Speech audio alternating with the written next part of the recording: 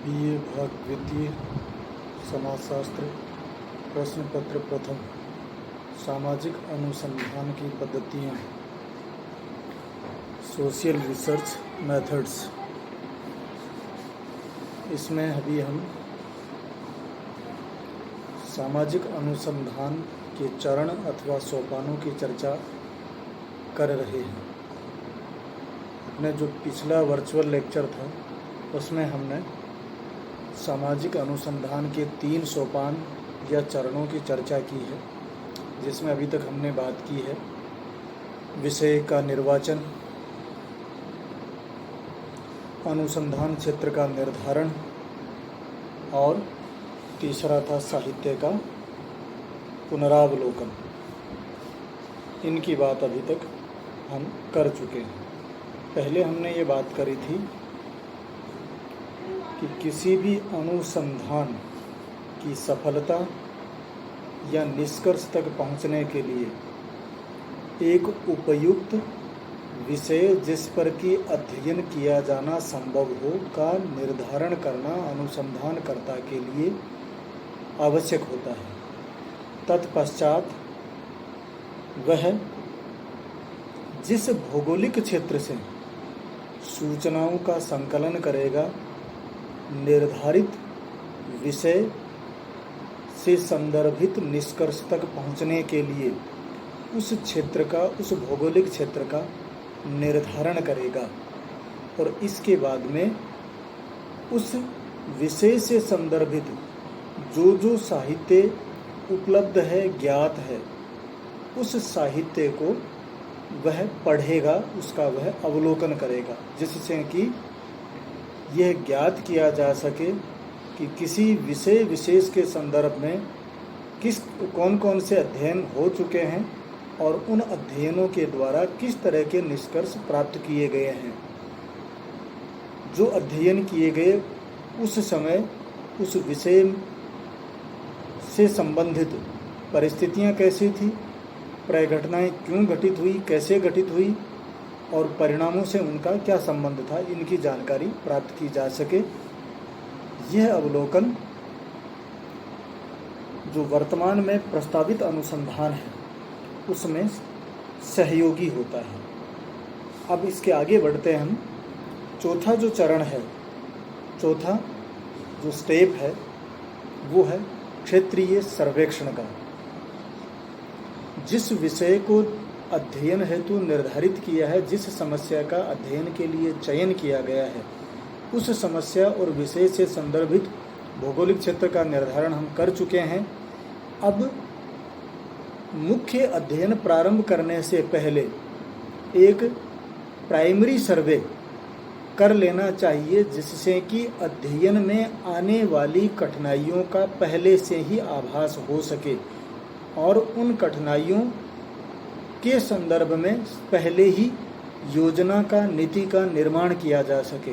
तो किसी भी विषय पर अनुसंधानकर्ता को मुख्य अध्ययन प्रारंभ करने से पहले सामान्य सर्वेक्षण कर लेने चाहिए, जिससे उस विषय और भौगोलिक क्षेत्र के बारे में प्राथमिक समझ उत्पन्न होती है। किसी तरह की कोई कठिनाइयाँ हों, कोई समस्या हो तो उनका भी समय रहते ही पता चल जाता है। मुख्य अध्ययन में उनसे बचने का, उनका परिहार करने का या उन समस्याओं के समाधान का प्रयास संभव हो सके, इसलिए क्षेत्रीय सर्वेक्षण किए जाते हैं। पांचवा जो चरण है वो है इकाइयों का निर्धारण एवं उनको परिभाषित करना। विषय के निर्धारण के समय हमने जो विषय लिया है उस विषय के अंदर कौन कौन सी अवधारणाएं काम में ली गई हैं, उन अवधारणाओं को स्पष्ट करना, उनको परिभाषित करने का कार्य करना चाहिए, जिससे कि अनुसंधानकर्ता के लिए और साथ ही अनुसंधित इकाइयों के लिए अध्ययन का उद्देश्य स्पष्ट हो जाए। अध्ययन के उद्देश्य को स्पष्ट करने के लिए अध्ययनकर्ता और जो अध्ययन की विषय वस्तु है वो सूचना उपलब्ध करवाने में इधर उधर नहीं भटकें, अध्ययन को एक सीमा में बांधा जा सके और उसी संदर्भ में सूचनाओं का संकलन हो। इसलिए इकाइयों को परिभाषित करना, उनको निर्धारित करना अनुसंधानकर्ता के लिए आवश्यक होता है। छठा जो चरण है यहाँ पे वो है प्राकल्पना अथवा उपकल्पना का निर्माण। अनुसंधान करने के लिए अनुसंधाता ने जिस विषय का निर्वाचन किया है उस विषय से संदर्भित उसने भौगोलिक क्षेत्र का निर्धारण कर लिया। जिस भौगोलिक क्षेत्र में रहने वाली इकाइयों से सूचनाएं प्राप्त करनी है उसका उसने निर्धारण कर लिया। फिर उसने साहित्य उससे संबंधित जो भी उपलब्ध था उसका अवलोकन कर लिया, क्षेत्रीय सर्वेक्षण कर लिया। अब एक विषय के संदर्भ में मोटी समझ अनुसंधानकर्ता के मस्तिष्क में स्थायी हो जाती है। तो अभी तक जो उसने प्रयास किए थे उन प्रयासों के आधार पर जो निष्कर्ष जिस मोटे अनुमान के रूप में उसके मन मस्तिष्क में जो धारणाएं स्थिर हुई हैं उन धारणाओं के आधार पर अब वह अनुसंधान की जाने वाली विषय वस्तु के संदर्भ में प्राकल्पना का निर्माण कर सकता है। पहले भी हमने ये चर्चा की है कि प्राकल्पना किसे कहते हैं। अगर हम सामान्य अर्थों में एक प्राकल्पना की बात करें तो प्राकल्पना किसी विषय से संदर्भित जो कार्य कारण संबंधों का पूर्वानुमान है जिसका कि अध्ययन के आधार पर सही या गलत किया जाना शेष होता है। तो एक अनुमानित कार्य कारण संबंध हैं जो परीक्षित होने वाले हैं। परीक्षण के माध्यम से या तो वो सही सिद्ध होंगे या गलत सिद्ध होंगे। तो अभी तक जो मस्तिष्क में एक मोटी रूपरेखा अध्ययन के संदर्भ में अनुसंधाता ने बनाई है उसके आधार पर वह अध्ययन की विषय वस्तु से संदर्भित जो भी निष्कर्ष निकलने वाले हैं उनका अनुमान पहले से लगा सकता है, उसको हम प्राकल्पना कहते हैं। तो ये सामाजिक अनुसंधान का एक आवश्यक भाग होता है और अनुसंधानकर्ता ने इस छठे चरण से पहले के चरण जितने विश्वसनीय ढंग से, तार्किक ढंग से पूर्ण अपनी दक्षता और योग्यता का प्रयोग करते हुए किया है वह प्राकल्पना का निर्माण उतने ही अच्छे तरीके से कर सकता है। प्राकल्पना आगे अध्ययन में या तो सही सिद्ध हो जाएगी या गलत सिद्ध हो जाएगी। यहाँ ये प्राकल्पना का काम ये रहता है कि ये अध्ययन को बांधे रखती है, अध्ययनकर्ता को, अनुसंधानकर्ता को मुख्य उद्देश्य से भटकने नहीं देती। तो ये छठा स्टेप था प्राकल्पना के निर्माण का। सातवां स्टेप है सूचनाओं के स्रोत का निर्धारण। अनुसंधानकर्ता को जिसने कि किसी विषय से संदर्भित अनुसंधान को प्रारंभ किया है और उसने विषय से संदर्भित एक प्राकल्पना का निर्माण किया है, उस प्राकल्पना को परीक्षित करने के लिए कि वह प्राकल्पना सही है अथवा गलत, अब वह उस जिस भौगोलिक क्षेत्र से उसे सूचनाएं एकत्रित की जानी है वहाँ की इकाइयों से सूचनाओं को प्राप्त करेगा। तो वो इकाइयाँ कौन सी हैं जो सूचनाएं उपलब्ध करवाएंगी? किसी भी विषय में निष्कर्ष तक पहुँचने के लिए जो आवश्यक सूचनाएं चाहिए वो सूचनाएं किस स्रोत से प्राप्त होंगी?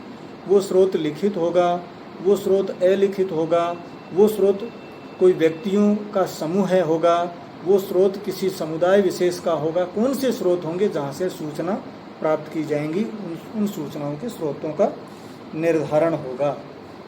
आठवां जो चरण है उसमें है अब अनुसंधान की पद्धति का निर्धारण करना चाहिए अनुसंधानकर्ता को कि वह कौन सी पद्धति को अपनाते हुए अनुसंधान करेगा।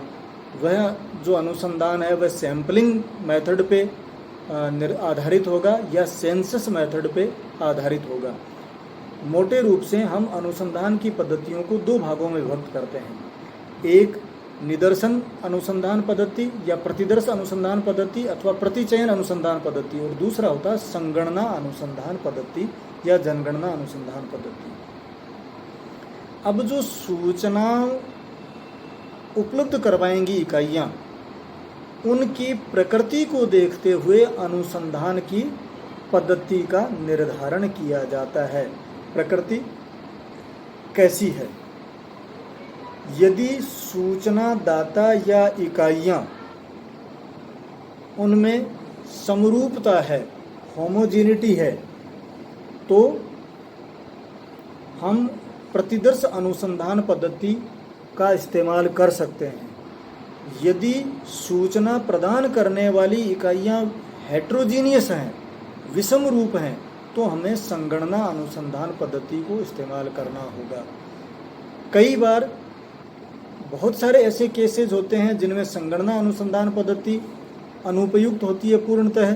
जैसे किसी व्यक्ति के शरीर में रोग की जांच करने के लिए उसके रक्त की कुछ बूंदों का एनालिसिस, विश्लेषण या कल्चर करके शरीर में पलने वाले रोग का पता किया जा सकता है। तो इसमें प्रतिदर्श अनुसंधान पद्धति ही उपयुक्त है, संगणना अनुसंधान पद्धति उपयुक्त नहीं है। तो इस तरह के बहुत सारे केसेस होते हैं जिनमें कुछ में संगणना और कुछ में प्रतिदर्श अनुसंधान पद्धति। जैसे हमें घर में अगर कोयला काम में लेना है और उस कोयले की गुणवत्ता जांचनी है तो उसमें प्रतिदर्श अनुसंधान पद्धति ही उपयुक्त है, संगणना अनुसंधान पद्धति उपयुक्त नहीं है।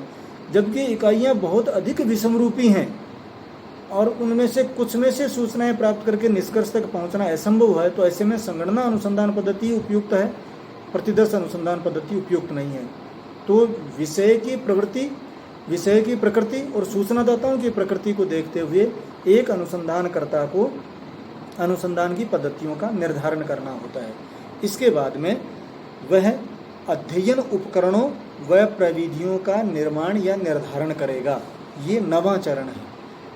अनुसंधान की पद्धति तय होने के बाद में कि प्रतिदर्श या संगणना अनुसंधान पद्धति दोनों में से किस अनुसंधान पद्धति से अध्ययन किया जाएगा, अब वह ये देखेगा कि सूचनादाताओं की प्रकृति और अनुसंधान के विषय की प्रकृति के आधार पर कौन सी प्रविधि या उपकरण काम में लिए जाने उपयुक्त होंगे। प्रश्नावली काम में आएगी, अनुसूची काम में आएगी, साक्षात्कार काम में लिया जाना है, वैयक्तिक अध्ययन पद्धति या केस स्टडी काम में ली जानी है, स्केलिंग टेक्निक काम में आएगी। तो जिस तरह की पद्धति उपयुक्त होगी, प्रविधि जिस तरह की उपयुक्त होगी, उसी प्रविधि को अनुसंधानकर्ता यहाँ काम में लेगा, उसका निर्धारण, उसका निर्माण वह करेगा। अगला जो बिंदु है 10वां, उसमें है अध्ययन के उपकरणों व प्रविधियों का परीक्षण। जिन अध्ययन के उपकरणों और प्रविधियों को अनुसंधान हेतु चुना गया है,